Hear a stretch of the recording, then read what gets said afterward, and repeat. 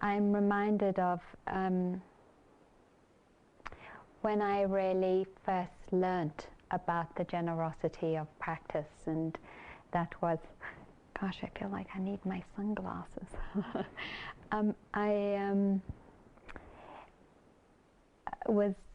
I mentioned I was at Plum Village. It was, I think, 1990, the first time I visited, 1994 or something like that, 4 or 5. And we, twice a week we had meals where the Sangha, the ordained Sangha, the man who lived in one place and the woman in another, and the lay people all came together, and after Thai's talk in the morning we would eat. And so first it was the monks that would serve themselves food, and then it was the nuns, and then it was those who had taken the precepts with Thai and were wearing these brown jackets, and then it was people like me, ordinary lay people. And often by the time that I got to the serving tables, there was not a lot of food left, and plus it was cold, and you all know how I hate cold. So I was just like, well, then there's no point in standing around if I know that's what's going to happen, every time we have one of these special meals. And then, so the bell would ring, and I would go off to my room, or, faff around or do something. And then finally, when everyone else had gone through the line, I would come and serve myself. And so one Dharma talk, Thai talked about the fact that there were some of us who were not waiting in line for the 20 minutes while everyone else was serving ourselves, but we were coming late. And he said that the waiting in line wasn't just about waiting in line. It was the gift of giving your mindfulness and your presence to someone else while they were waiting in line, and that we really needed each other to remind each other to be mindful. And so I took it as my practice to challenge my aversion and distaste, and wait in line for 20 minutes while everyone else was being served, to serve out my lunch. And it wasn't so much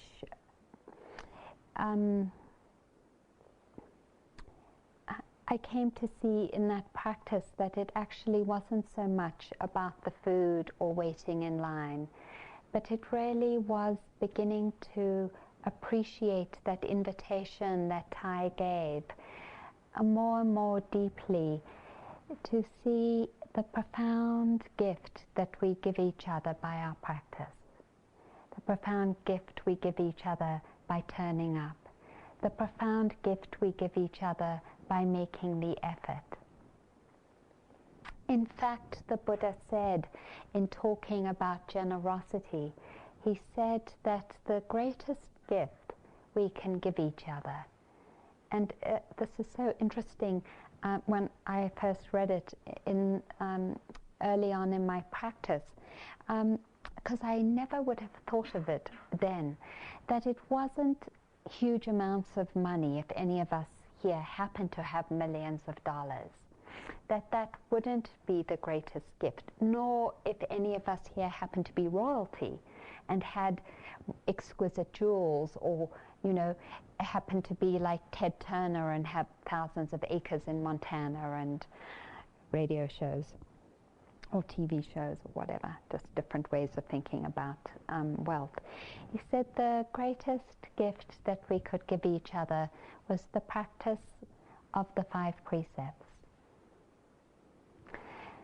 To begin with, to give each other that fearlessness, that each one of us here knows that everyone else in this room has and is undertaking the training not to hurt or not to steal, not to hurt through sexuality, that it is a profound and beautiful gift, and that gift that we give each other deepens as we dedicate ourselves to this path, so that we give each other more undivided or love that isn't separated or decided through preference. That is such a profound gift. I remember the incredible suffering that used to go on in school around who was popular and who wasn't. I mean, we still go through that now, but now we have a bit more wisdom to work with it. But then, do you remember the agony of whether you were going to be chosen for the team or not? The sports teams, the agony of whether you were going to be invited to a party or not, the agony of if you were left out. It was really huge. And the gift that we give each other is this training we're undertaking to include everyone in our hearts, to open beyond what we like or what we don't like, to include every being. It is a profound gift because it creates the support for safety. It allows us, each of us, to feel that we are visible in some way to each other. That doesn't mean we don't have likes and dislikes. Of course we have likes and dislikes. But we feel called through the practice of generosity to challenge those likes and dislikes when they begin to affect our behavior, so that we tend to move someone to the periphery of our heart. It's like, oh, I don't like his style, and he irritates me, and so we move that person to the periphery of our heart. And this practice is so beautiful because it invites us to challenge that, and that's work. And the practice of generosity in challenging that is that we are asking ourselves to look for what is beautiful and strong in each person and being, so that we feel moved in our generosity and our love to give them expression, so that we are challenging not only that closure of heart inside of ourselves, but in a way we're challenging it then for our whole community, so that we more and more feel the blessings of this community. I mean, I know already, because I've talked with many of you, and also because I know the history, that this community has gone through some challenges. But really, when we think of our efforts, and when we think of our practice, and we think of the incredible gifts we give through our practice and the training of the precepts, this gift of fearlessness, the gift of challenging our hearts, the difficulties in this community go nowhere near the challenges that happen in communities that don't have a practice. Nowhere near. It's like incredible what actually is happening in this community, because we know what's happening in communities that don't have a practice.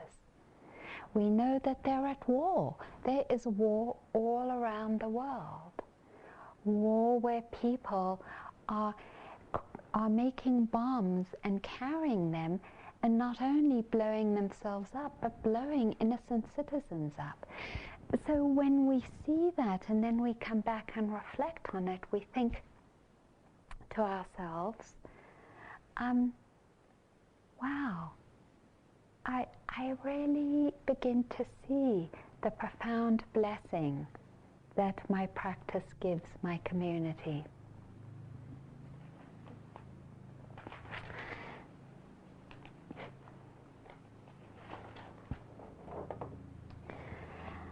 I tell you, I would have died but for the friendships. The doctors had just about given up. Forget it for having any will to live. I can't begin to describe the despair. Beyond the relentless physical pain, there was this utter emptiness of heart and soul. Each morning felt like waking up in hell. Can you understand that? Every morning feeling that way, like it was the first time. And yet people came and called and cared and stayed, and each gesture came to feel almost miraculous to me. And there were moments when I would say, you just don't know what this means to me. And they didn't. They couldn't or wouldn't. Isn't that wild? They really didn't see it. They really didn't recognize just how much their ordinary expressions of love would do for me. On the one hand, I thought it was wonderful that they wouldn't make a big deal out of something that seemed so simple for them, just showing up. On the other hand, I wanted to shake them and say, do you know how beautiful you are? Won't you see? As if they were angels who had forgotten. And I think of us too, sometimes as angels who have forgotten, because we all work so hard in our own practice internally and forget the incredible gift that brings to everyone else in the community. As someone who is the recipient of your friendship, I can only say that I feel deeply moved and deeply appreciative of the gifts of your practice and your friendship and of your commitment and of the many times you have showed up. Nikki has been my coordinator here in my visit, and she has been perfect in her support of whatever would be helpful for me, in emails, in calling me, and in every way facilitating my stay here. And I know it isn't just her, but really all of you.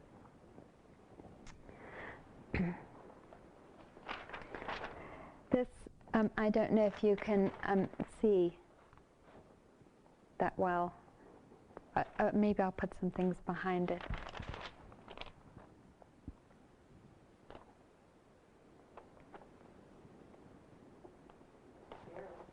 Delhi. Okay. Well, this is Arden Peters, and this is Warren DeWitt, and they're standing in aisle at Walmart. So, this is Arden Peters, who's this sort of bent down older guy. They're probably in their 70s. They look like their 70s or their 80s. And Arden Peters says, I first met Warren in Walmart. They've got a little restaurant where you can drink coffee. My wife and I used to go mornings. One day I went alone because my wife was sick. Warren came over and asked after her. I told him she had Alzheimer's and just wasn't in a mental state to go. He sat down and started talking. That was years ago. At the time I thought I would take care of my wife on my own, but it got to the point that someone had to be there 24 hours. Warren volunteered. He helped take care of the home and did the cooking. I just don't know what I would have done without him. My wife is gone now, and now we're back at Walmart. We do the shopping together. We work together. It makes me feel useful.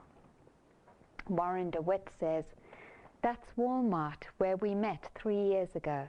One thing led to another. He needed help, so I started staying there nights, and I've been staying there now for the last 1.5 years. I don't know how to explain it. I just wanted to be around. That day we were buying Tide. Mrs. Peters was still alive then, and we did everything to keep her bed clean. These days Arden goes with me, but I'm the one buying things for the house. I don't mind. I enjoy being with him, no matter what we're doing. He's my best friend. so beautiful. Just that one question, oh, where's your wife? That just initial moving out could bring about such a beautiful friendship.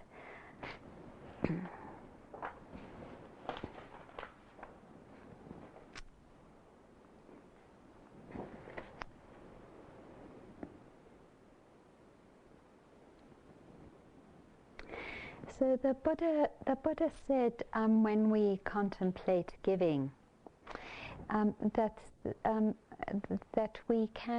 there's some traditional contemplations.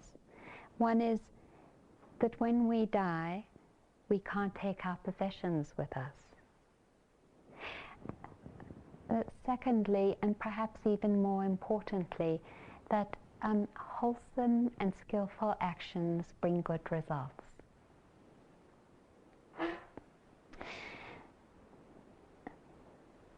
That we should consider our possessions shared in common. That we should consider being generous in our everyday speech. And we should consider the abundance we have. Specifically, he said, when we want to increase or support the conditions to give, we should connect with the wish to give. We should stay connected with this wish as we give the gift. We should feel happy when we give the gift, and then we should contemplate our generosity after we have given the gift. And I say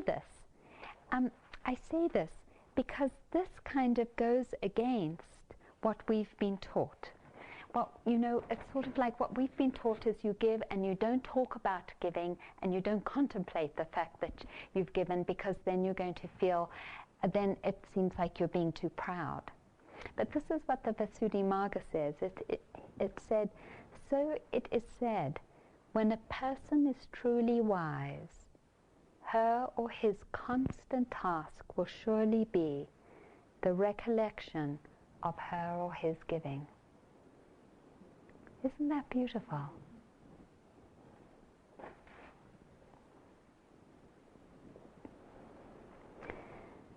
So we talked about the giving of our practice.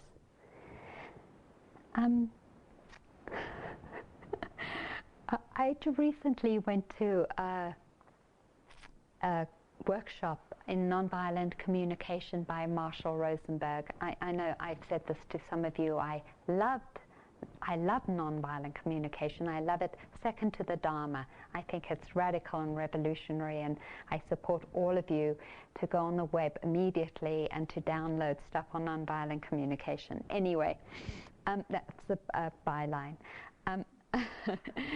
At the end, and this isn't unusual to that, but to this workshop, but at the end, Marshall Rosenberg talked about the gift of appreciative speech. And he said, and we know this, that often we don't take the opportunity to appreciate each other. In the workshop, we had tackled, at the end of the workshop, we had tackled difficult political situations. How do you practice nonviolent speech in difficult political situations? I was the executive of Monsanto, and some people were coming to me and trying to get me to stop sending seeds that don't reproduce to Africa. So there was some sort of tension in the different role playings we were doing, and then we went into appreciative speech, and he invited us to appreciate even people we didn't know, just by acknowledging them in the workshop, or if we had meals with different people through the workshop, if we happened to talk with someone.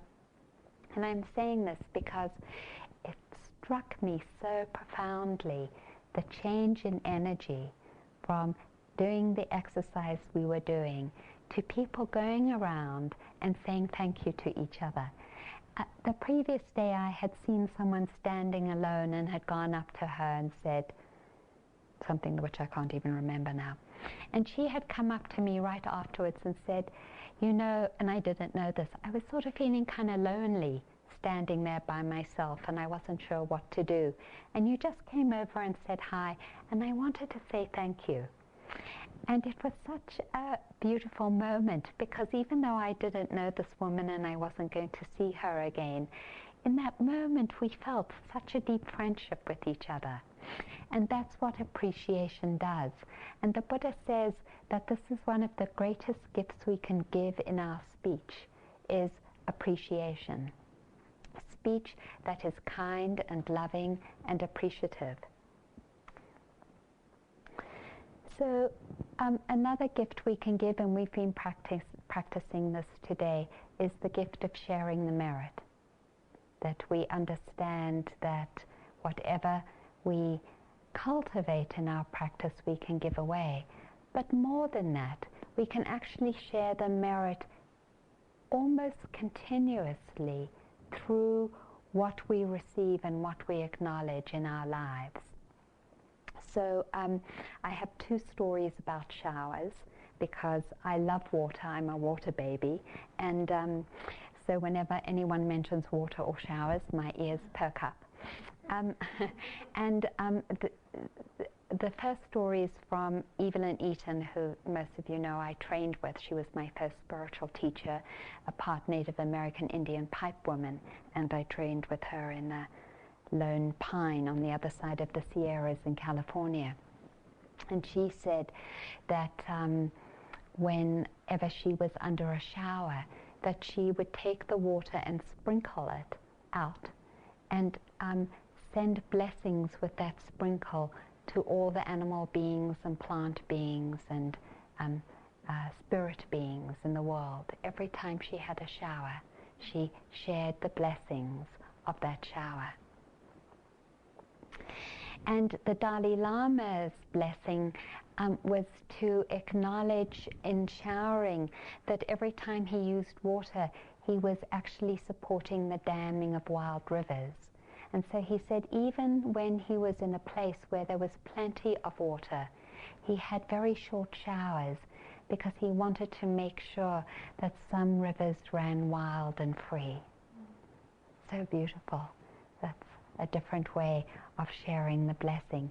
We shared the blessing with the foods that we ate, just in that wish.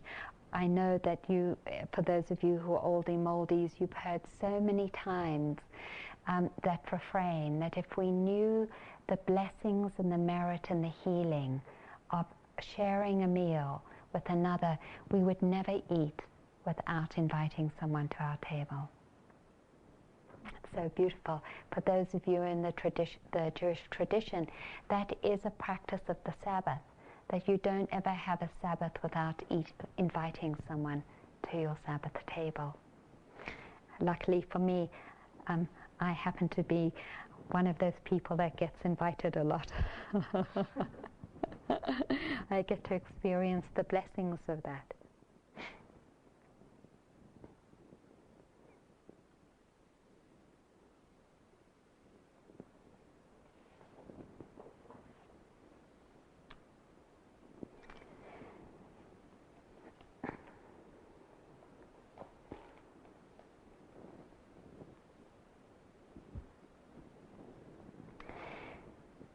So what are the obstacles to giving? The first one is scarcity, feeling as though we don't have enough.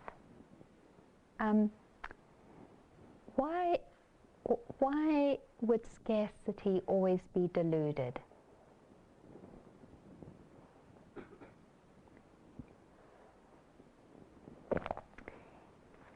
It doesn't come from a clear seeing. Scarcity is actually fear, and fear never sees the truth of a situation. Fear is an expression of aversion, and aversion only sees what's deficient and negative. So when we're in fear, we actually never see the reality of a situation. Scarcity comes from a misperception of what's really going on. We experience obstacles because of the belief systems in our family about giving. For example, people on welfare are lazy. People on the street should just get a job. Every person, I think this is particularly American, every person should look after themselves and not expect a dole out. I was really amazed when one of my previous lovers came from a very poor family, and she never gave to her family because the value in their family was you take care of yourself, and that's the culture. Another is that often we can't receive. We can't receive, and so it's very hard to give. I don't know about you, but it's really amazing to me sometimes how hard it is to open and to really take in an appreciation or a blessing or a thank you.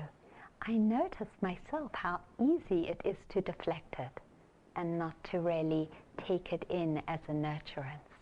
And when we can't take it in, then it's very difficult to give. We also don't give because we fear that we're being codependent.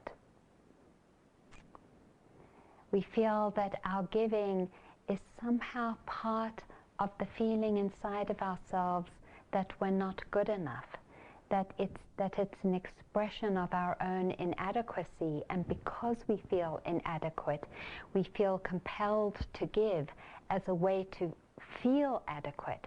And so giving actually doesn't feel healing. It actually feels in some way as though it hurts us. Sometimes we give because we're angry. Here, you take this. Or we give as a favor. I'll give you this if you give me that. That really describes the political system pretty well. We give out of fear. We're scared not to give. You know, in some cultures it's like, listen, I can't believe you didn't give to this charity. You know, you should give to this charity.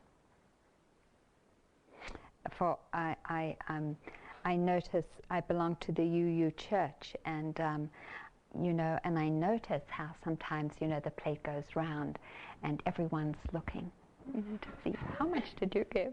So then some people may feel compelled to give more than they genuinely feel because there's that feeling of should. Or we give because we want a good reputation. So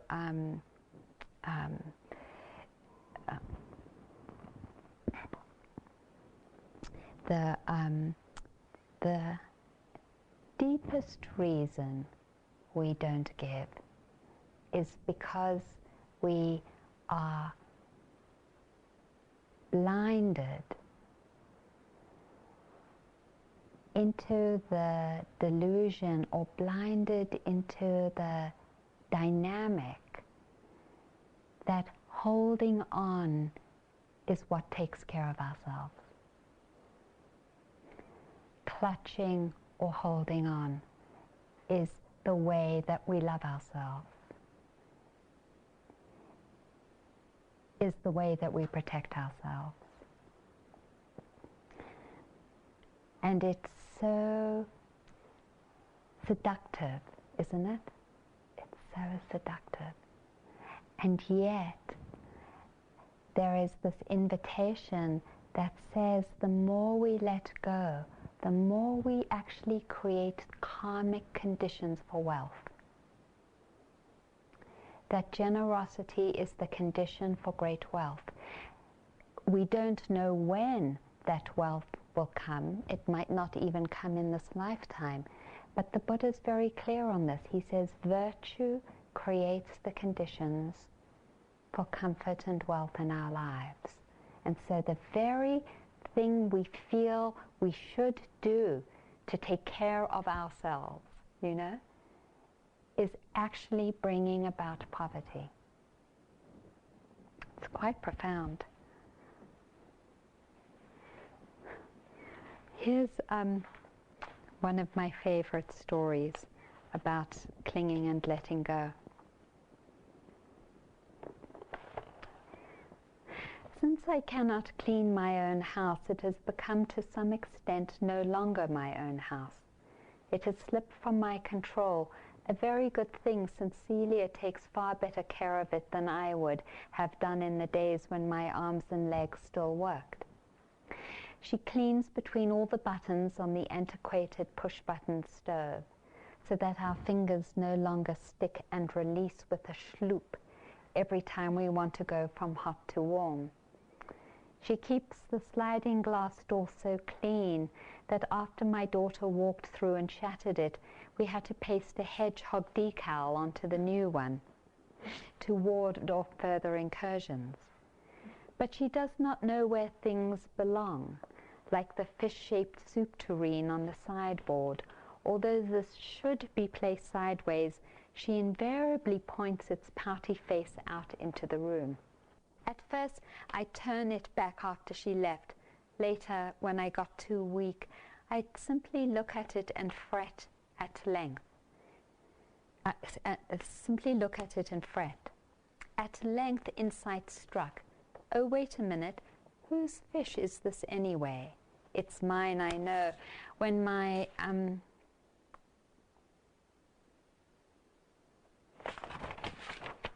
friend Molly left Tucson, she gave it to me to hold until her return. But she liked Seattle better, and I've got the fish by default. But it's Celia's fish too. She's the one who takes care of it, and apparently it should stare out at us broodily, even though I think it looks dopey that way. To relinquish not merely control, but the claim to control, permitting someone to do what she does best in the way she chooses to do it, and viewing the outcome as collaborative rather than right or wrong, balances a relationship that might otherwise be skewered by issues of ownership or prerogative. Celia and I have a hollow, cream-colored stoneware fish. If you want to help with its upkeep, you may have it too. If no one drops it, it will outlast both Celia and me. One day, however, it's bound to be smashed, and then no one will have it anymore. Things come to us, and we cherish them for a while, and then they or we are gone. When Jesus says you cannot serve both God and Mammon, it's not the thingness of our possessions he repudiates, but our relationship to them. The way that instead of simply tending them and putting them to use, we grasp them with knuckles turned white, clasp them against our chests, invest them with the power to represent our worth.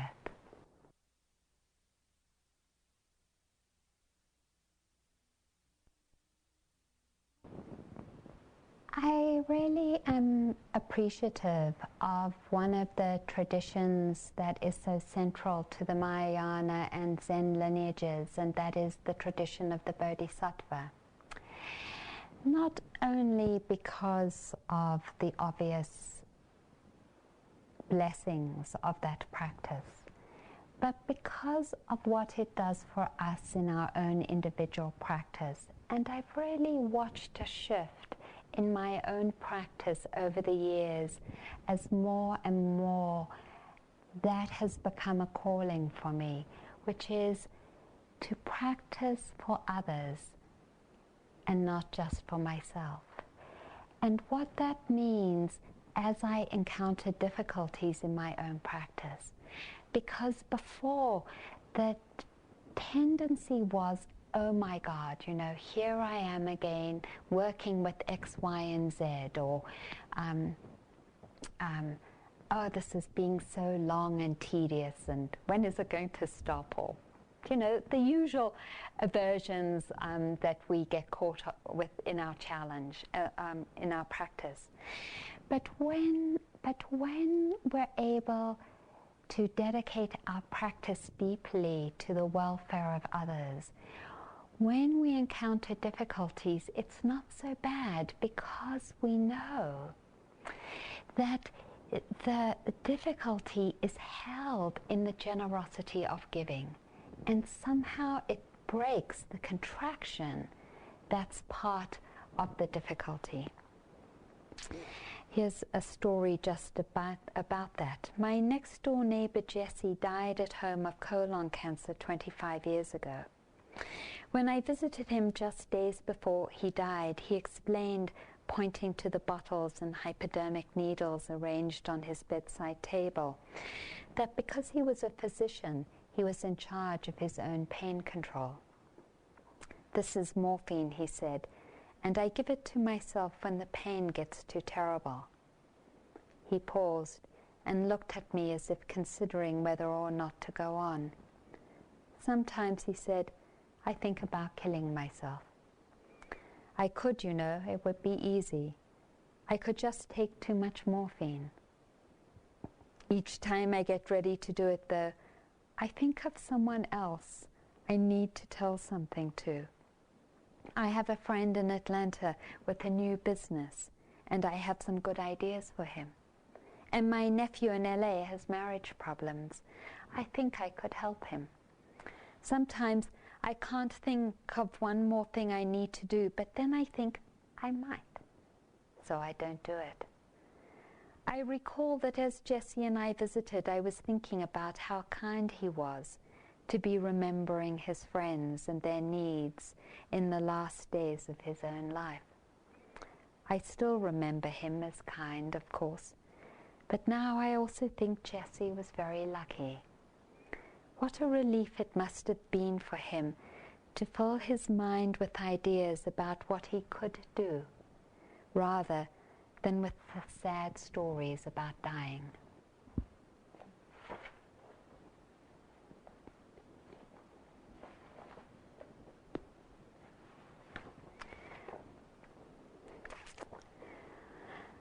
The Buddha said that the benefits of giving include earning the love of others,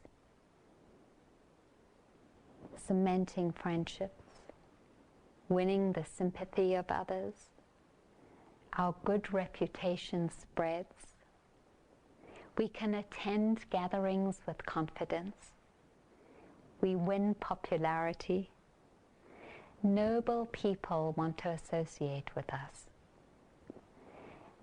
We have the satisfaction of fulfilling ourselves. And these conditions include the giving continuing. He said the conditions for giving to increase also included belief in the possibility of freedom,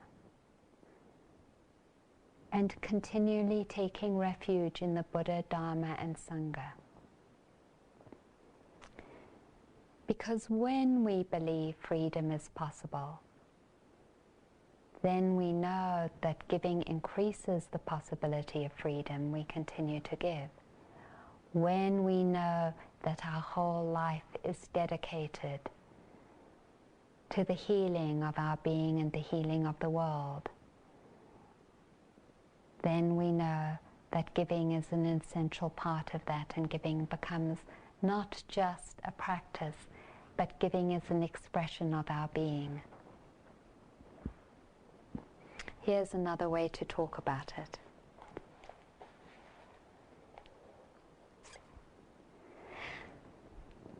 Last night, as I was sleeping, I dreamt, marvelous error, that a spring was breaking out in my heart. I said, along which secret aqueduct, O water, are you coming to me, water of a new life that I have never drunk? Last night as I was sleeping, I dreamt, marvelous error, that I had a beehive here inside my heart, and the golden bees were making white combs and sweet honey from my old failures. Last night as I was sleeping, I dreamt marvelous error, that a fiery sun was giving light inside my heart.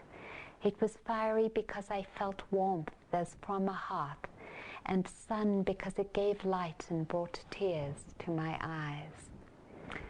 Last night as I slept, I dreamt marvelous error, that it was God I had here inside my heart.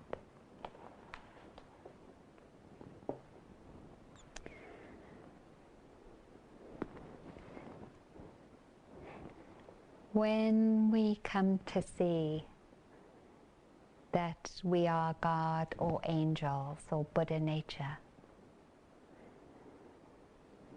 then we come to give boundlessly. May we all be blessed with the deepest faith in giving.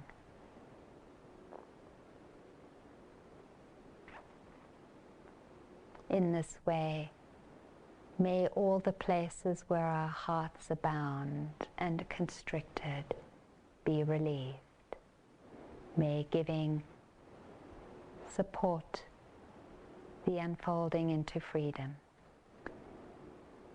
May each one of us here be able to receive the giving we give each other. Thank you. So let's sit for a moment.